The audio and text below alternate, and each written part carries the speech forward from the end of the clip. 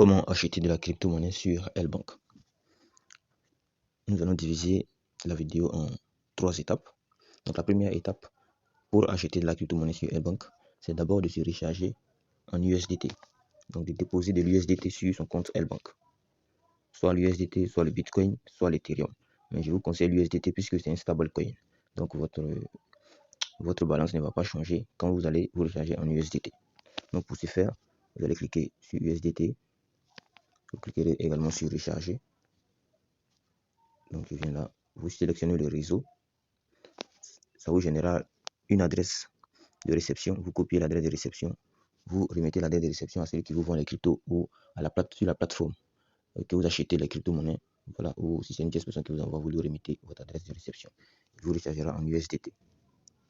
Minimum de dépôt 0,0001 USDT. Donc je retourne. Donc la deuxième étape, après avoir acheté des USDT, c'est de venir dans la partie transaction, juste en bas. Là, je suis sur l'application. Je ne suis pas sur le site. Donc ceux qui n'ont pas l'application, allez sur Play Store, vous téléchargez l'application L-Bank. Vous vous connectez avec vos différentes informations et vous pourrez suivre les différentes étapes. Donc deuxième étape, quand vous allez dans la partie transaction, vous venez dans la partie transaction, vous allez sélectionner la crypto-monnaie que vous souhaitez acheter. Donc là, vous venez juste ici, dans les 3 barres là, et vous venez dans la barre de recherche, vous tapez la crypto que vous souhaitez acheter. Je mets par exemple l'LTC, le Litecoin.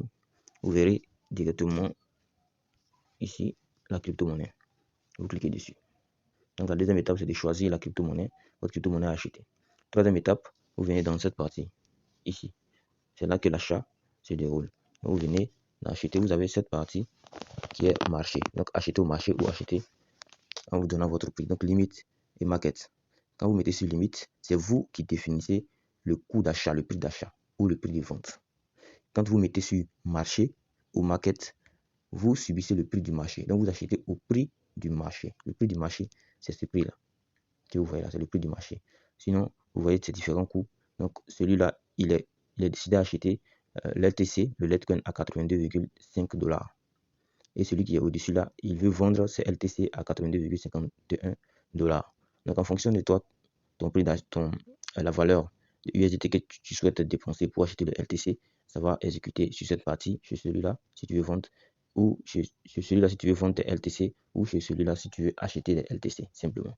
Donc arrivé là, tu peux définir le prix d'achat, tu mets 83, tu mets ici la valeur en LTC que tu aimerais acheter, ou tu mets la valeur USDT que tu aimerais dépenser. Je mets 20 $ à dépenser, j'aurai 0,24 LTC.